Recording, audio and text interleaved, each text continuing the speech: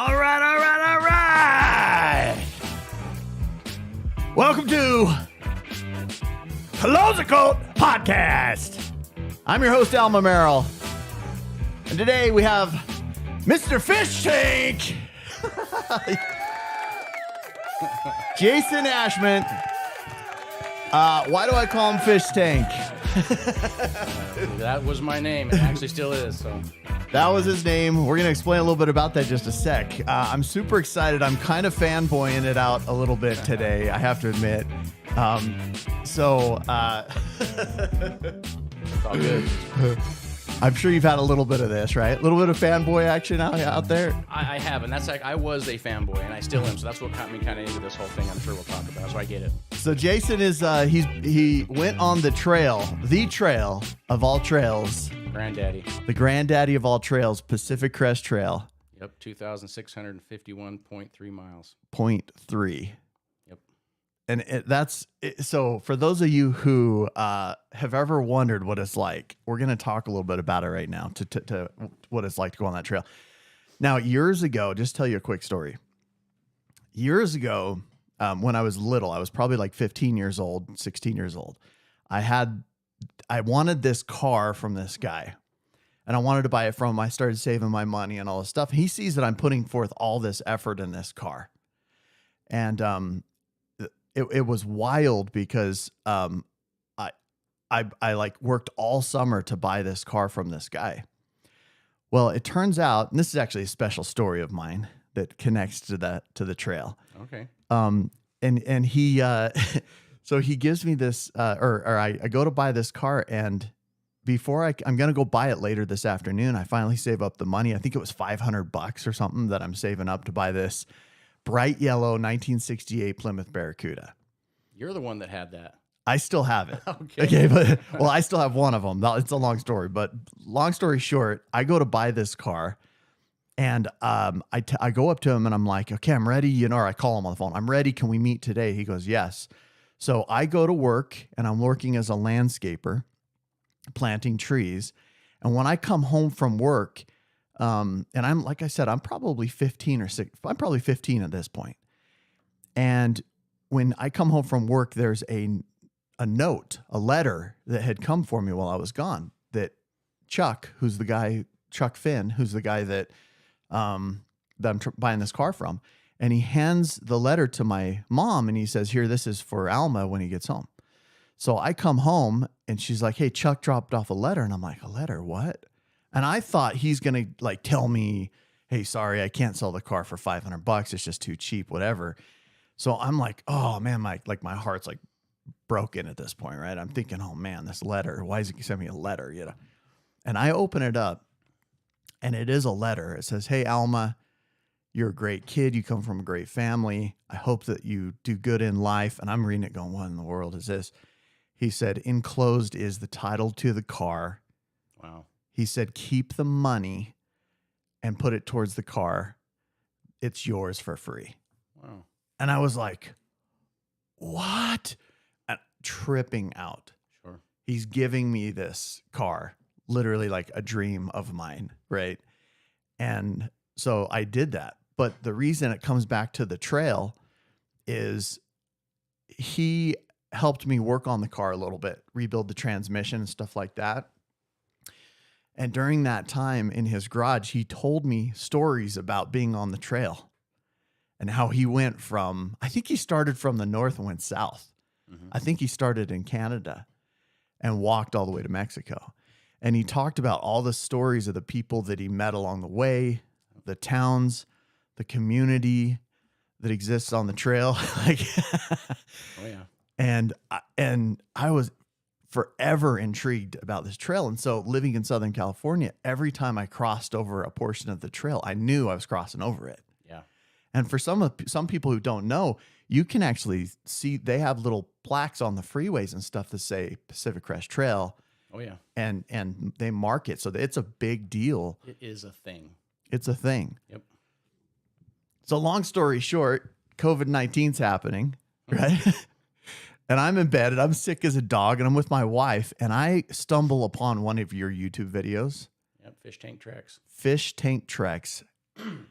and I am hooked, bro. I'm hooked. Like Netflix binge watching hooked. And so tell me about this, because this started what? April 6th, 2018. April 6th, 2018. You started out on the trek. Yeah, I retired from law enforcement after 20 years and 2 days. Okay. On a Wednesday. Okay. Thursday morning, I flew to San Diego, and I went and I stayed with a Trail Angel. We'll talk about those, I'm sure. Trail Angel's house, Scout and Frodo. And then the next day, started the trail. So I retired on a Wednesday, flew to California on a Thursday, went down, started in Mexico on a Friday, and started walking north. And you stuck your finger through the fence.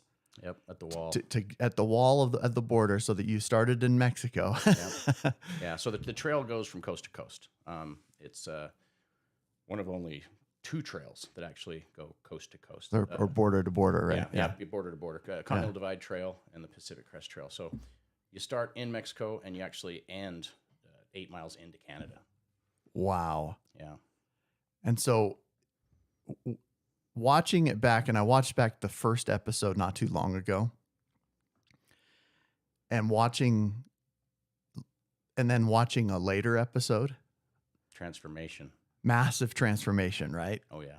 So what was it like for you when you started out on that trail? Did you have any clue? Like, you had kind of a general idea, but did you have any clue what it would be like to take this on and move in this direction? Not a bit.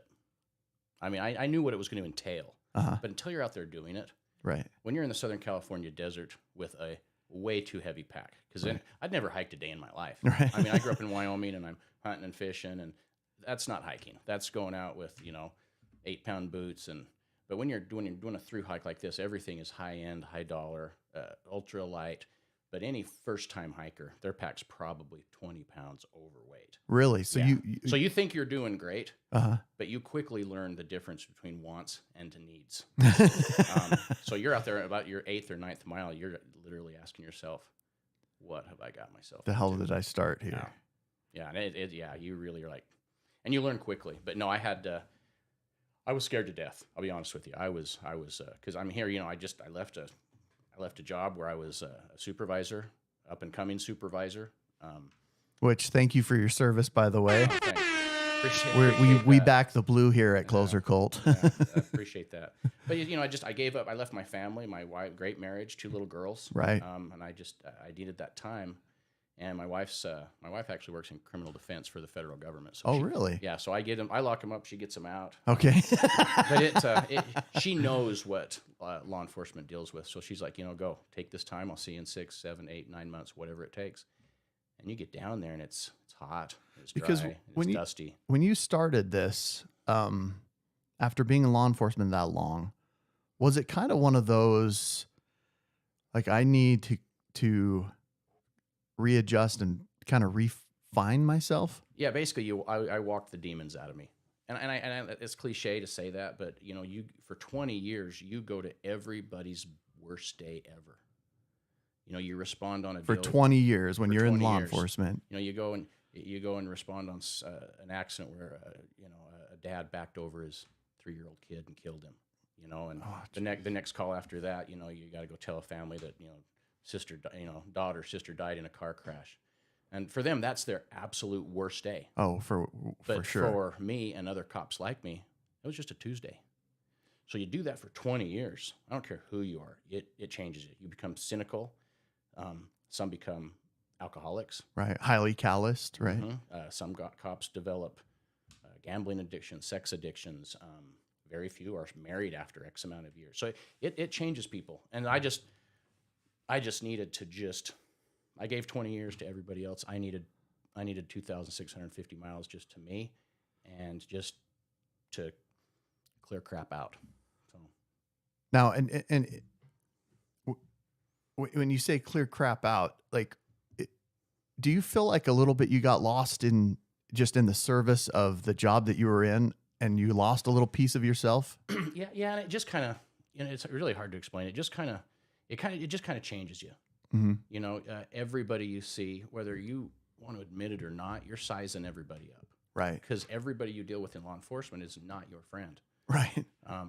I've been involved in shootings. I've had knifed. I've been stabbed at. I've been shot at, and it's, you know, in everyday world, people don't come in contact with that element, but cops do every single day. Right. So then you go to a family function or Disneyland or whatever it is, and you're on high alert all the time. Right. Because you never know. And you're used to doing that, and right? that stress just builds and builds and builds, and that's why, you know, very few officers are married after 20 something years, or they don't.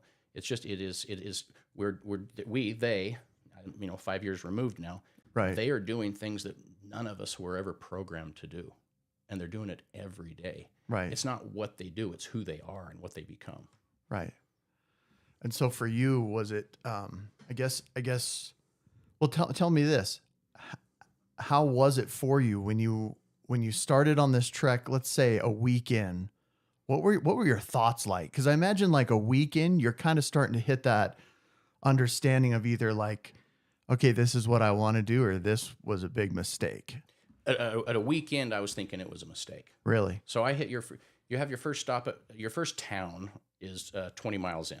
Okay. Then you have another one at 44 Which miles. takes you how long to get to approximately? So, you know, so people listen to this podcast like, okay, you know, 20 miles, you probably do that in a day. Well, towards the end of the trek, absolutely. Towards the end of the trek, I was pushing down 30s. I don't know, was that me Really? or you? No, it was mine. I apologize. I was, you know, but when you first start that trail, it's a good idea to only hike 10 to 12 a day. Because you're building up your feet, you're building up your knees, you're building up your ankles. You're asking your body to do things that it doesn't matter how much time you spend in the gym. You're not exercising those same kind of muscles that you do with a pack on a dirt trail. Right. So I did 10 to 12 a day. And even if that meant stopping at 3 in the afternoon and finding a place to camp, just because I didn't want to burn my feet out. So back to your question, a week found me in Julian, California, mile 77. Wow. And I actually went to a doctor because I was having issues with my knee. Okay. And I was in I tears. remember that. I thought I was done. In fact, the doctor told me I needed to be transported down to San Diego and have knee surgery. And he says, "You're done." What? Yeah, he says, "You're done." And so I left there I called my wife. I remember sitting there. Julian's popular for their free slices of pie. Okay. For Pacific Crest Trail hikers. Uh-huh. I remember sitting there and calling my wife just in tears, covering my head up with my white hat that I wore that first year. Right. And then this kid walked by. His name's Cashew, and he's from Canada. And that was that his trail name? That's his trail Because name. everybody has a trail name, right? Everybody has a trail name. And yours is Fish Tank. Fish Tank, and we'll get to that. Okay. I'm sure. But Cashew comes by me, and out of all respect in the world, he ended up taking he took his life a few years later. So, you know, blessings to Cashew and his family. But Cashew walked by this young Canadian kid, and he said, "What's the problem?" And I told him, and he says, "Dude, it's your IT band." And he dug in his pack and he pulled out this $15 band he got on Amazon. He says, "Wear that." I put that thing on, and the pain was gone. IT band? It's an IT. You have an IT. Okay. An IT muscle in your leg, Uh-huh. and mine has just not built up. And if anybody goes out and they run or they hike, you ever get that dull pain? Yes. Usually on the outside upper part of your knee. Okay. It's that IT band. Well, that band has the band has a hard thing in it, and you put that right on that muscle, and you cinch that up, and it pinches that nerve, and it cuts off that pain. I wore that IT band for 250 miles, and then I had built up those miles, those muscles. Uh-huh. But yeah, I kind of deflected there. But yeah, so the first week, I'd already been in to see a doctor. I didn't think I was going to make it. I wondered what the heck. And the doctor's telling you, hey, you might have to have surgery. Then you have somebody who actually knows the truth. Yeah, an 18-year-old Canadian kid named Cashew. I apologize. I don't even know his real name. But Wow. he's just like, "Oh, yeah, it's your IT band. You know, and I'll send you a bill later." And he handed me this band, and it fixed it. Wow. He's like, no, I got this for you. Don't worry. Don't listen to the doctor. Like, Yeah. This is what it actually is. It took probably It probably took 300 to 400 miles to start really hitting a groove, Really? because you're sleeping in the dirt, Right. you're making in the woods, Right. Right. you know, and weight is such an issue. You don't even carry real toilet paper. Right. You know, you take just what you might need. You pull out the center core of it. You cut the ends of your toothbrushes off, so it's only if you even carry a toothbrush. A lot of guys don't. Really? You cut extra strings off your pack. I mean, it is a game of ounces and grams at that point. Whoa, dude. So That's a part of it that, I mean, I know you talked a little bit about cutting weight and stuff like that on the channel. It's huge. But you never, I mean, that's extreme. Oh, yeah. So when I got to Julian, Uh-huh. I sent home for 11 or 12 or 13 pounds. Whoa. Yeah. And what was in that? What was in that 11, 12, 13 Things pounds? I thought I needed. 16 iPod charging cords, and I need an extra, so let's take 8. Right. Just crap. And then when I got to Big Bear, mile Stuff that you're thinking, oh, it's no weight. Nope. It's actually nothing, right? It adds up. Then I got to Big Bear, mile 277, and that's another thing. California, Oregon, Washington, to me are all these numbers, Right. So I got to Big Bear 277, and I sent home like another 7 pounds. I remember that. So I remember that. Thinking I knew what I was doing, I started that trail with 20-something pounds overweight. And it's just, you can't teach that. It's just something people have to learn. And you stayed in Big Bear, right? For a day or something? I did. I met one of my very, very best friends to this day in Big Bear. His name's Scott Rundle. Shout out to Scott. Scott, what up? Yeah. His nickname, his trail name is Sash. Slow ass section hiker. So yeah, once a year he picks somebody off YouTube and he befriends them and he picks them up, and we stayed at his condo for 3 days, and he took us to the malt shop, and so shout out to Scott. Yeah. So that's my old stomping grounds is San Bernardino and Big Bear, Lake Arrowhead. That's where he's at, Lake Arrowhead. Yeah. Yep. So those were, I actually grew up in a little town called Devore, California, which is right down, if you're crossing through like Mormon Rocks area, Cajon Pass highway right there. That was where I grew up. The McDonald's, Yep. huge. I put the security system in that McDonald's right there. Oh, wow. You get off the freeway there at Cajon Pass, and you swing through that McDonald's and that Chevron during the summer. Yep. And there are going to be 100 plus stinky hikers there every day. There's actually a Cajon Pass McDonald's challenge. How many Big Macs you can eat in one sitting? Really? I didn't know that. I think the record's like 30 something. When I was a kid, I was about 19 years old. I worked for an alarm company, and I was a locksmith and an alarm tech. And that guy was one of our clients. And we put all the security systems and all the camera systems in all of his locations. And that was one of them. So there's our connection. There's our circle. There it is. Pretty cool. So it took that first week. It was very exciting. It was very. I mean, I remember that first night staying at the Scout and Frodo's house. They have a big property. They have all these tents, and they bring in probably 30 hikers a day. Mostly people coming in from foreign countries because they come in, they fly in, they need a day or two to acclimate, and then they provide a shuttle. I applied. They said, Utah, it's not foreign. Well, kind of, but you can come in. That first night, I'm in a tent with 2 Germans, a kid from China, a couple of Swiss, someone from the Ukraine, and then me. And I learned that night everybody snores in one language. But it was just exciting. It was just very exciting.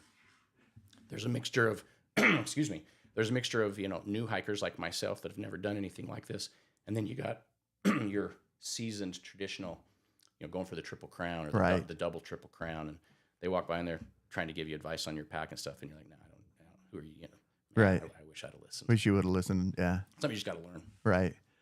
Now, when you're on the trail, and you said everybody snores in the same language, right? When you're on the trail, is there a time when you kind of, because I noticed you really come across a lot of really cool, unique, friendly, loving people. And is there a time in that process where you kind of take a different perspective on humanity? Yeah.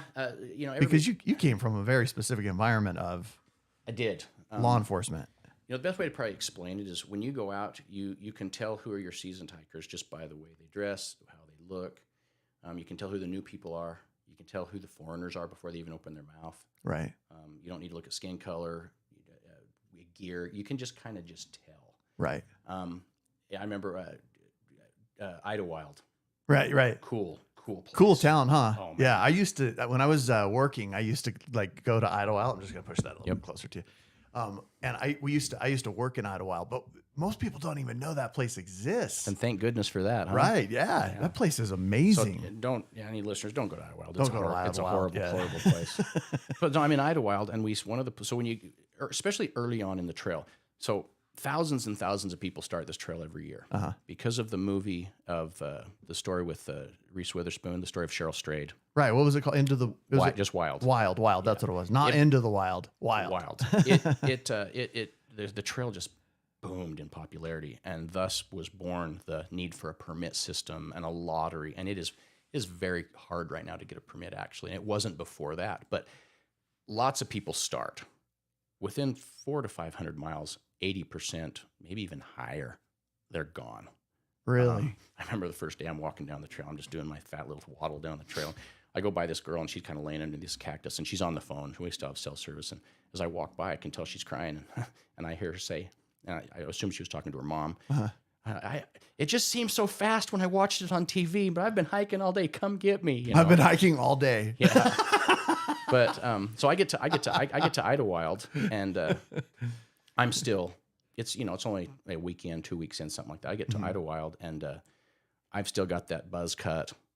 And these two girls, they end up being from like Sweden or somewhere like that. They ask if they can put their tent next to mine. We're in the Forest Service has this area mapped out in town at a KOA, or that's where you can stay, and it's free for PCT hikers. Oh, that is cool. And these girls come and say, "Can we camp next to you?" And I'm kind of like, all right, kind of weird, whatever. And they camped next to me, and I never saw them. Then I saw them about 1,000 miles later, and I walked up and I said hi, and they didn't recognize me. And I asked them, I says, dumb question, why did you guys want to camp next to me? Mm-hmm. And the one girl said, we could tell by the way you walked, you were either military or law enforcement. We knew we'd be safe. Really? Wow. Now let's fast forward 1,000 miles down the road. I looked like every other hiker trash out there. Right. So trail trash. Yeah, trapper trash. So, when you first start, everybody's but the cool thing about it, and to get back to your question, is it doesn't take very long before I'm one of those long-haired hippies. Right. I'm one of those stinky hikers. And for me, I'm not looking at the long-haired hippie or this, as a cop. Right. And I hate to stereotype, but we do. It is what it is. Right. Yeah. Right, wrong, or indifferent. It is. Right.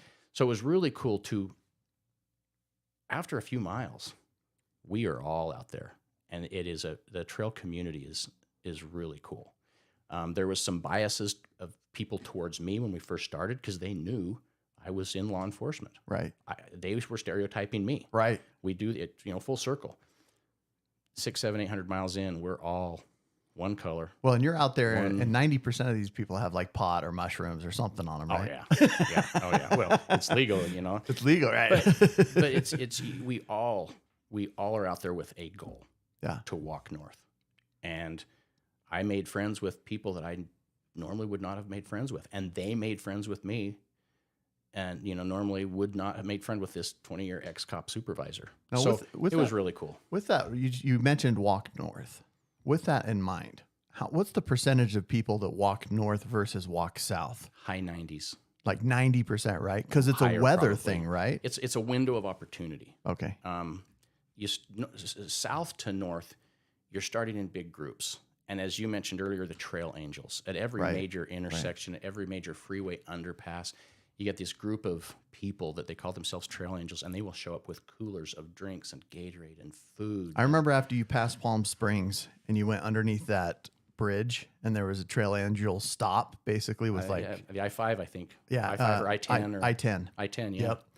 And the reason I know that is every time I cross that bridge now, because I go out there quite a bit, my family's out there. Okay. I always think about you and the moment you stopped there and the time that you had going through there. And, tears coming down my face. Dude. Diet Coke. Yeah, exactly. Yeah. So, yeah, it's just the community, the hikers themselves. It doesn't take long, and then you're all equal. It doesn't matter how much money you have, where you're born, your race, your creed, your color, your religion, your sex. It doesn't matter. Doesn't matter. You're a hiker, you're family. Right. So, and it does not take long for that to happen. And people, I noticed people would like bring you in if they knew you were new. It was really like they would bring you in and help you and guide you and support you. And yep, I witnessed amazing, just the sense of the humanity of people was just, you come off a pass and you get down there and there's a freeway and There's 40 people standing there. And this was later on down the trail once my YouTube channel kind of took off. There's 40 people down there, and they're arguing about who gets to take you to dinner or who gets to pay for your hotel room. Really? Or, wow. And it's just, signs, go fish tank, go. And you're just like, are you kidding me? Wow. I'm just like, wow. I mean, wow is right. And it's just it kind of just takes on this whole, for a very small part, you find out what it's like, what it would be like to be very famous. Right. And you get to an intersection, and there's 30 people from, I had a couple come from, I want to say Wisconsin. Really? To meet me. To come meet up with you? Yeah. Crazy. That is wild. Crazy. That is so cool. Very, honestly, very if cool I hadn't community. found your channel like a year later,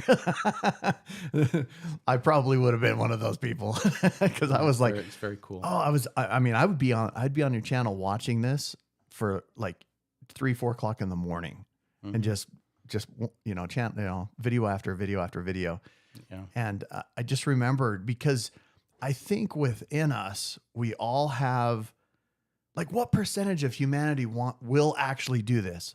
I think exactly. Like, we all have this sense of desire for adventure and excitement and disconnect from the world. And sometimes we just got to blow our steam off and bullshit off. I did a car trip in my Porsche, and I drove from the north to the south. I drove from here, went all the way to the north border of Canada, and drove all the way south on Highway 1. Mm-hmm. And that was an amazing adventure to me. And it paled in comparison, man. Like those 11 days that I took was an amazing, life-changing adventure for me because it was just me and my car. And I just had to get out of the grind, and I had to get out of the stress and the frustrations and the pain of, whatever I was dealing with at that time. Some PTSD I had from a plane crash and stuff like that. And but when I watched your trek and I saw you go from like kind of this, like, I'm excited, here we go type of thing into, oh man, this is kind of serious, into, oh shit, I miss my family and I miss my girls, and, and I could resonate because I'm a dad of 4 daughters. But I don't know if you're familiar with the author James Campbell. Mm-hmm. And he talks about the hero's journey. Okay. And he talks about the separation that the hero has to make from the family and go out and find himself and go out and find the cure and bring it back to the village. Yeah. And in a sense, I feel like that's what you did. Oh yeah. There was times, I remember Mother's Day, 2018. I fought and fought and fought all day long to get high enough to where I could get a signal to call get home. a cell service. And I never could. I remember just sitting there in the clouds in Central California, Southern California, and I missed my daughter's birthdays because one birthday's July 8th. Right. I missed her birthday and Father's Day. And you've never missed a birthday before that, right? Nope. But something that needed and something that epic. I use that word a lot. Something that epic. It requires sacrifice, and that's what it required. And just to touch on something earlier, you talked about the small, what percentage. It is a very unique situation because when I hiked this trail, I was in my mid to late 40s, and I was the anomaly. Usually, it's young kids right out of college, or maybe taking a break. They're still living at home or in their parents' basement or whatever. Right. Or it's that 60-year-old retiree. Right. Very few people can stop what they're doing, leave their job at a time in their life when they're raising a family, paying for mortgages, and go do something for 6 months. And I was in a very unique situation. Well, and to be able to have the support from your wife and your family, and right, very unique situation. The 30s to the 40s is a unique age. You don't see a lot of them. Right. Out there. You're super young, or getting into the 50s and the 60s. Now we're retired, the kids are grown up, we can go do this type of thing. Right. And even to that point, I'll bet a lot of the other hikers on the trail were like, wait, like, yeah, how old are you? And then they're going, wait, and you're a through hiker? Yeah. Like you're not doing this, because tell the difference between, what is it called, through hiking and section? Section hiking. So there's no real set definition, but in the hiking world, here in the United States, and probably worldwide, a through hike is when you start a trail from A and go to Z in one calendar year. Okay. A section hike is say you wanted to go hike, but you've got a career, you've got a family, and you're going to do 300 miles a year. Right. Section. Okay. Doesn't matter. At the end of the day, you've hiked the entire trail. But a through hiker is start to finish 1 calendar year. Now, why was it important for you to do that, or was it important for you? Like, or did you have a specific amount of time you had to do it in, or no? And I don't know because you were retired at that point, yes, right? but I didn't. But I did not through hike it. And a lot of people that watch the podcast or the YouTube channel, they don't catch it. I didn't catch it. Yeah. No. So what happened is I started in 2018. Okay. And you remember 2018 in California, everything was on fire. And right. Yeah, that's right. Yeah, all the forestry was closed down, and the trail. So the when you talk about a trail that's just under 3,000 miles long, the way I explain it to people, that trail is alive. It is long enough. You're going to enter and experience every ecosystem, every season.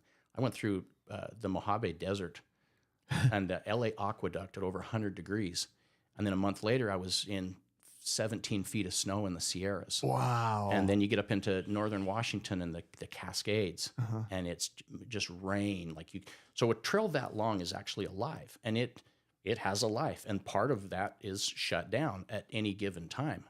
So when I had this goal, and that I wanted A to Z and everything in between.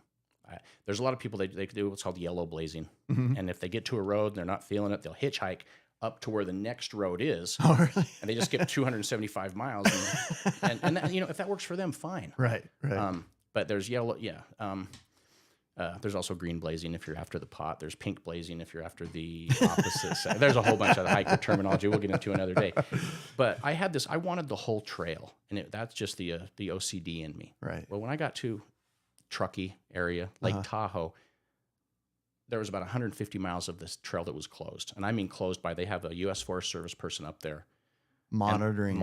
And making if sure you that cross the nobody comes line, through. it's thousands of dollar fine and a trip to jail. Wow. So some people I was hiking with, they skipped around, and they skipped 300 or 400 miles. Well, I didn't want to do that. So I came home. And then I went back. And how far into the trail were you when you came home? 1,170 miles. Holy, that is so long, man. And had the trail not been closed, and hindsight, I probably would have just skipped around it and finished, and then come back another year and done that section. Because when you're dealing with something that's alive, right, that long, the trail is never, ever going to be open from A to Z. Right. Mudslides, fires, endangered frog enclosures just south of Idlewild. What? Really? Yeah. And endangered frog enclosures? Yeah. There's a section that you can't go through, and you still can't to this day. But you don't. So I ended up going back June 7th of 2019. Okay. So you stopped in when? In 2018? Mid-July. July 2018, and then you came back in... Came home kind of with my tail between my legs. Here's a crazy thing. I came home, in my mind, a failure. Oh. Now, I just hiked 1,100 miles. I lost 30-something pounds. I was in the best shape of my life. The day after I got home, I live at the mouth of Big Cottonwood Canyon. The day after I got home, I put on a 20-pound pack, and I ran up to Brighton Resort, and I ran back down. Whoa. 18 miles up, 18 miles back. I didn't break a sweat. But I came home, and I thought I'd failed. But someone like yourself, oh, my gosh, 1,100 miles, that's insane. But to a hiker, if you don't get to Z, it's very hard not to look at it. Now, when you started fail. out, you weren't a hiker. But when you crossed over 1,100 miles... Oh, yeah, I'm in my groove. You're a freaking hiker, man. That's why you bust up... About 500 miles, you're in. I mean, it's here in the body. That's why you run up to Brighton with a 20-pound pack on or whatever, and come back down, and it's just nothing for your body because it's so conditioned. You're doing the hundreds of thousands of feet in elevation gain. And right. I think what 7 million steps to do the PCT is what they're saying. The experts. Right. But I don't even remember where I was at. So to that point, though, you're talking about the steps and stuff. I remember that there was a time on the trail when you were going downhill, one of your steep declines, and you discussed the feeling that you got in your legs from that much decline. Do you remember that? Yeah, downhills killed me. Yeah. Downhills are rough. I would much rather go up than down because you're pounding on those. We were not made. I don't know if you saw any of the videos where my feet were just bloody stumps and big, that was tough to watch. Chunks of heel coming off literally about half the size of a golf ball because you get 3-inch calluses. Right. and then it just starts to get rotten. Right. And so it just starts falls. to deteriorate. Yeah, it's no bueno. But yeah, you're dealing with a trail that big. And so, what we're talking about is the fact that I did not through hike it. Right. So then I went back June 7th of 2019. June 6th was my daughter's graduation at Brighton, my oldest. I stayed for that. My wife at 1 a.m. took me down. I got on the train, the California Zephyr. I took it. A trail angel picked me up, and I started June 7th of 2019 in 27 feet of snow at Donner Pass. Whoa. Now, I'll take that with a grain of salt, though. 27 feet, it's frozen. So you're standing on top of it, whether it's 6 inches or 50 feet. Right. But what's amazing is when you walk next to these trees. These trees get hit by the sun, they heat up and they act as conduits. So you can look down and you see the tree well. All the way down. And it's 27 feet, 30 feet down there. That's how much. And you can't see the trail, so you're going by GPS. So the first day back in 27 feet of snow, I only went 6 miles. So what made you choose to go back during that time? Because Donner Pass is a pretty rough area. If I would have waited, I wouldn't have hit, because that's about the time I would have been had I gone through. Okay, gotcha. And if I would have waited for that snow to melt, I never would have hit. You remember, I finished September 22nd of 2019. September 23rd, that area I was in, they got 3 feet of snow. Wow. So I was running to beat that final storm. So I had to start when I had to start. About the same time I got off, first part of July, June. So, but yeah, the trail. So I did not through hike it. Was it hard when you got back on the trail to like get moving? Were you excited, or were you just like, okay? It's weird. It's weird, and people hear this and they don't know how to take it. Whenever I got off the trail, I got so antsy and so nervous. Can I do this? Am I going to be able to? I just hiked 1,000 miles, and I stop in to resupply my food. And I'm in a store, I get a motel for the night, and I'm just antsy.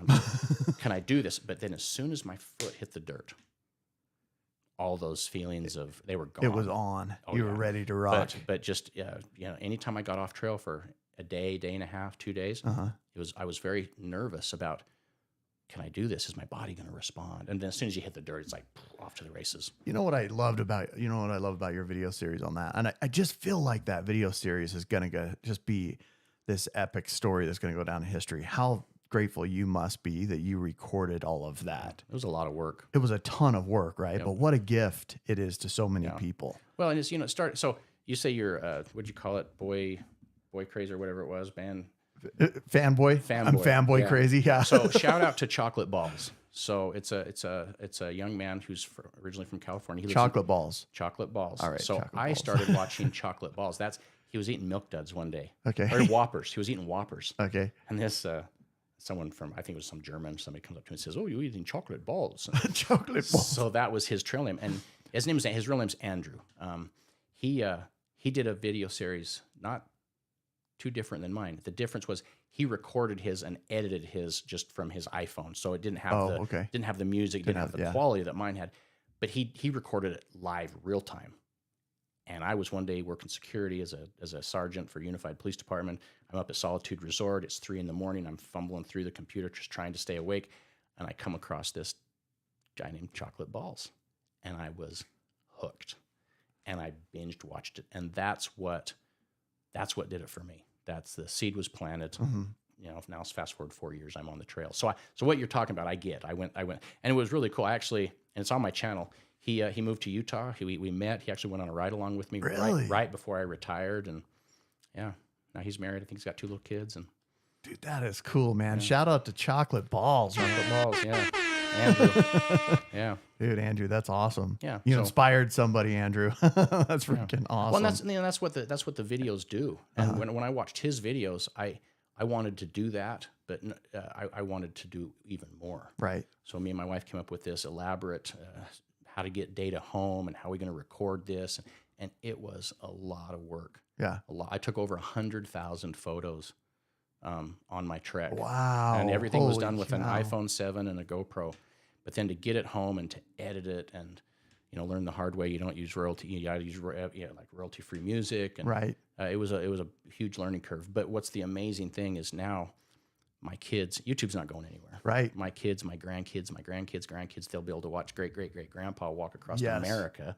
Dude, and like on 167 videos of this amazing trek. Every day is a video. And for the listeners, I didn't hold anything back. And you watched it, you'll get watched that. it, If it was hard, I said it. If I was crying, I showed it. Yep. If I was happy, which was most of the time, I was very epic. But I didn't hold anything back. And it's very family friendly. I actually had a school in England follow me. I got a letter in the mail one day from the headmaster, and they declared some day Fish Tank Day. No way. And I'm sitting there. I actually communicated with this guy, and his letter was, we want to thank you for the wholesomeness. So my mantra was live out loud. Yes. Well, this school, it's a private charter school in England, and their mantra was live out loud. And one day, one of their kids, they caught one of their kids watching one of my videos in class. As they pulled him in and said, "What is this?" And so it grew to the point where during lunch, they would lull them all into the gym, and they would play my videos on the Whoa, that is cool, man. on the screen. I was going to go to England. I was going to do this speaking engagement, and COVID came in and kind of shot that down. But yeah, pretty cool. That is so cool. And that was one thing that was so amazing to me, is that you didn't hold anything back. Like if you were feeling a certain way, you expressed it. Oh yeah. And that was part of the realness of the whole process. And I feel like I like went through these emotions with you as you were on the trail. And it was a perfect time for me because I was so stirred crazy during COVID that I wanted to get outside so bad, but I was legit bedbound for a month during COVID. I was very severe. I went to the hospital once, pretty severe, almost passed out, did whatever. I don't know what was going on with my body, but it was bad. Crazy stuff. And your videos, I just engulfed myself in the concept of being on the trail and being out there. And it took that anxiety and pain and frustration and that I was feeling from having the COVID issue. Sure. And it just changed it for me. So thank you from me to you. Thank you for that. Yep. But I know I'm not the only one. And I know there's, thousands of people that have watched your videos and have gained a ton from this.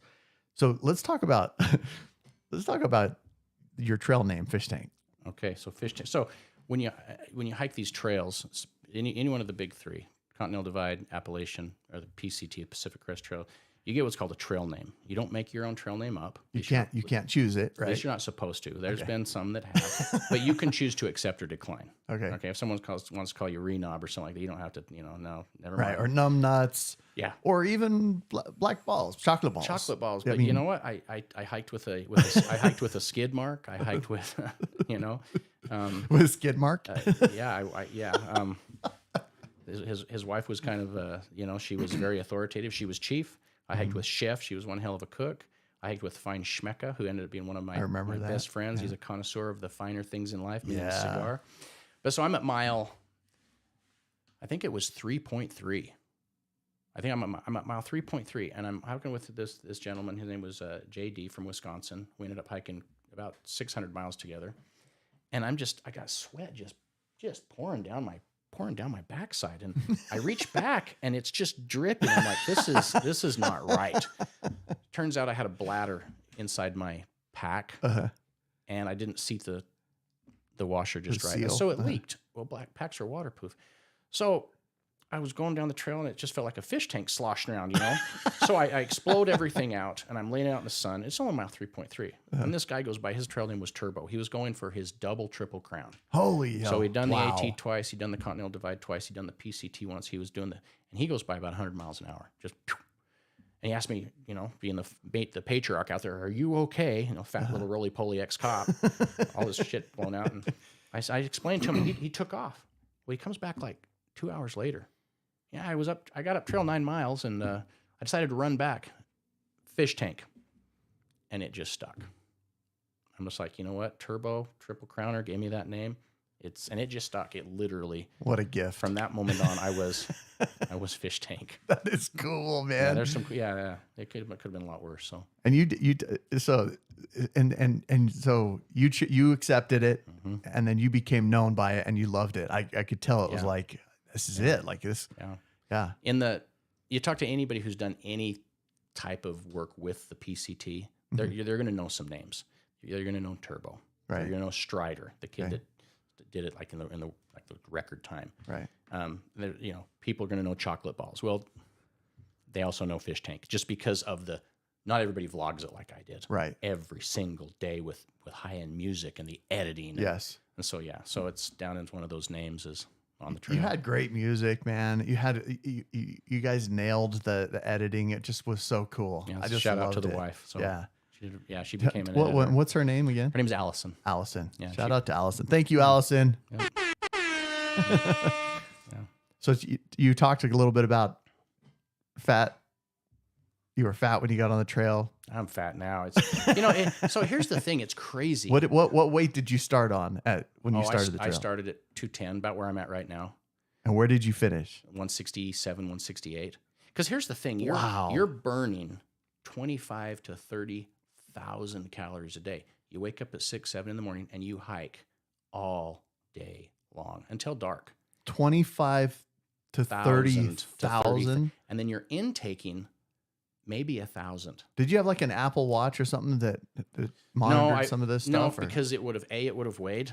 Right. B, it would have taken up power. Okay. So that was one of the challenges I had want to do a vlog, is powering all my devices. Right. Because you've got your Garmin, which is you got to have a Garmin. You know, hit the button, calls in a helicopter. Right. But my GoPros, I was actually sponsored at the time. A company called DigiPower sponsored me. They had solar panel type charging units. Right. But it was probably 6 pounds of my weight was just recording equipment, and to be able to put this out. And 6 pounds on the trail is huge. It's huge. Some people start that trail and their whole base weight is 9 pounds, and I had 5 to 6 pounds in just electronics. Wow. Yeah. Their whole base weight, meaning the pack. So a base weight is everything to include your clothes except consumables. No water, no fuel for your stove. Okay. No food. So just nothing, just your stuff. And some people, my base weight was 17 pounds. And historically, if your base weight is under 18 pounds, you've got like this 92% chance of finishing the trail. Wow. You take that base weight up to 20, you've got like a 96% chance of not finish. It's this weird. Whoa, that's crazy. And when I first heard it, I thought that's bull. Yeah. But it's very true. So yeah, I had a lot of stuff, but I needed that stuff to do my vlog, which was important to me, to put out something quality. Chocolate Balls got me hooked on his. I wanted to do it better. I wanted to have, we contract Epidemic Sound for royalty-free type stuff.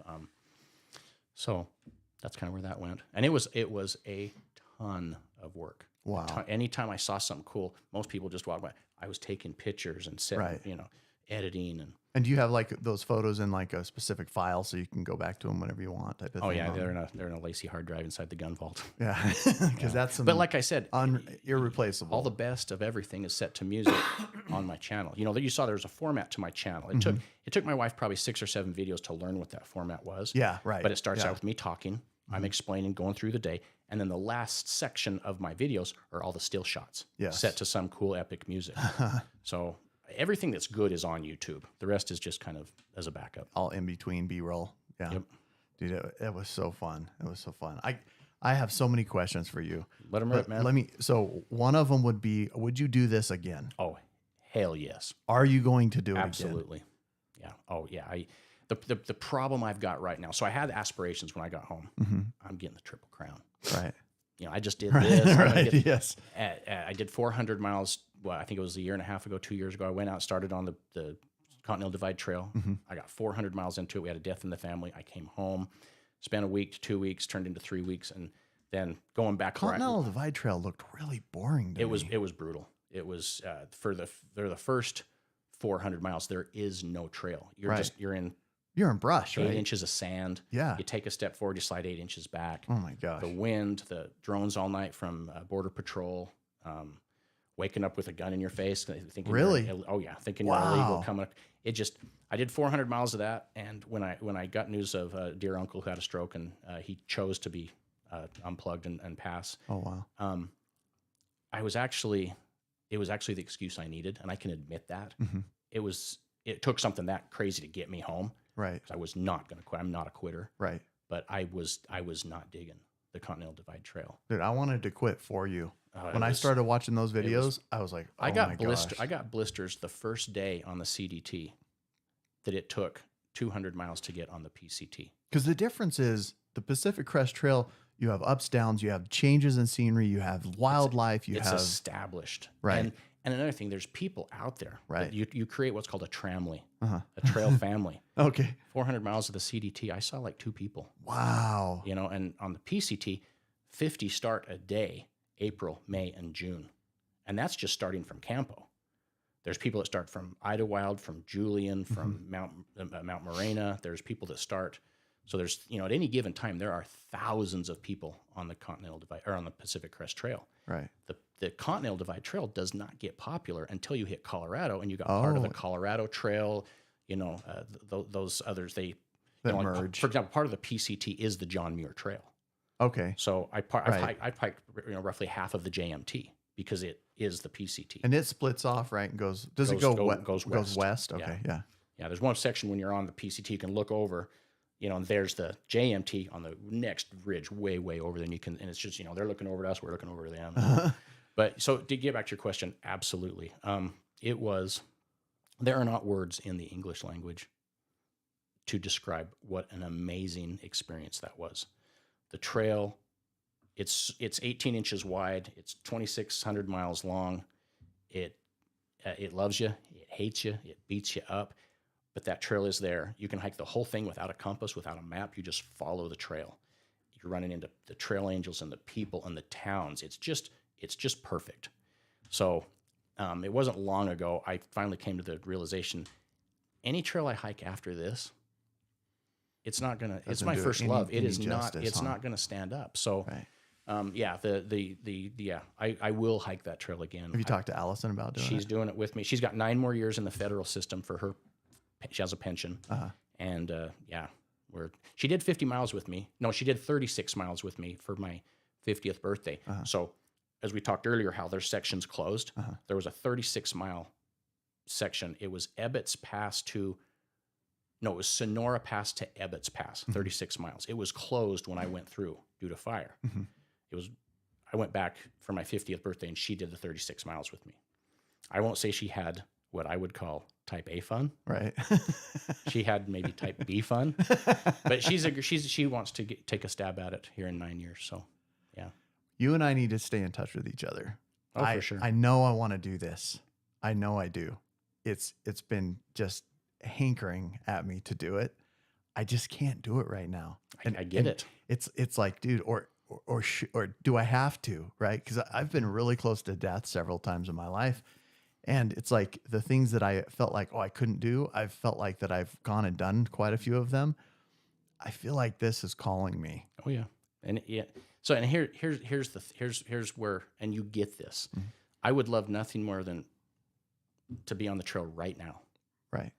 But the company I work for, I did come home and I was offered a job, and they've made it so, how do I say this without, they've made it so delightful. Yes. Well, so when I left law enforcement, when I retired, so in my law enforcement career over 20 years, I only took like six days. So I had a pretty decent payout. Wow. So for me to leave, I wasn't really leaving work. I'd already retired and gotten that payout. So the cost of that trail in my mind was just the cost to buy all the gear and actually do it. But for now, for me to take 6 months now and go take a leave of absence. Right. Yeah, I've got all the gear. Right. But it would cost me $60,000 to go hike that trail in money lost. Right. That makes sense. So then you have to look at it. You have to look at that cost. Okay, I love that trail, but do I love that trail 50, 60, 65,000? Right now when I got 2 kids starting college. Right. And I'm in the prime of my life where, I know I'm double dipping. I'm getting a pension plus a salary. Right. So now I'm making about what a real person makes in the world, when I should be, putting away for retirement, paying the mortgage down. And it just becomes a deal where it's just, as much as I'd love to, it's just not the smart thing to do right now. We need to talk about some real estate investments that pay you passively. There you go. I'm sure you could. Yeah. But that's why I get it. When you're saying you can't, I get it. I totally get that. For like I said, the stars just aligned for someone who was 45, 46, 47 years old to be able to go do that. Because when you said 9 years, I'm thinking, okay, That's about right. Cause I have little daughters, right? They're little tiny and I'm like, I don't want them to forget anything about me at any time. And, and I know that's probably a fear, whether they're 6 years old or 16 years old, but I think at 16 years old, it's probably a little easier to cause they have, you'll, how old's your oldest? my oldest is, 13. Oh, you're getting close. You're getting close to becoming not that important, Right. because they get friends, they get a social life, and that's natural. But my youngest is still 6. So You're still a hero. yeah. And you probably are for your older one. But as they get older, they need dad, but they Right. don't need him all the time. They Right. start going out with friends at night. They're They start- distracted a little Yes, bit. they have their life, and that was hard for me to go through with 2 daughters. To realize I'm just great. I'm not the man anymore. But that's it is what it is. It is. Yeah. But my kids understood why I did it, and man, that reunion. You see that reunion at Lake Tahoe? Yes, dude. Oh, dude. Yep. Oh man. The trail was, man, I could talk for hours and hours and hours. It was unbelievably epic. Yeah. I mean, it was just amazing. The struggle. Uh-huh. The hardest thing I've ever done.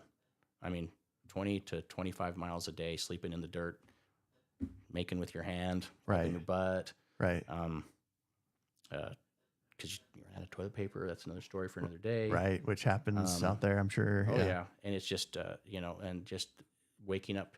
Hiker hobble is a real thing. For the first 2 miles in the morning, you walk like you're 100 years Like you're old, broken. hunched over, and it just hurts. And then, man, you kick the tires, light the fires, and you're just flying. You just have a breakthrough, right? It is extremely difficult. One of the big complaints about vlogs like mine, and I'm part of that. Okay. Cheryl Strayed with the Reese Witherspoon movie is part of that. Chocolate Balls is part of that. Is to somebody watching that, like yourself, man, this is epic. Right. Man, I got to do this. I got to do this. Yeah. But as real as I tried to keep it, it is impossible to show that how difficult it really Because is. You're seeing the best of the best, Right. regardless of how somebody tries.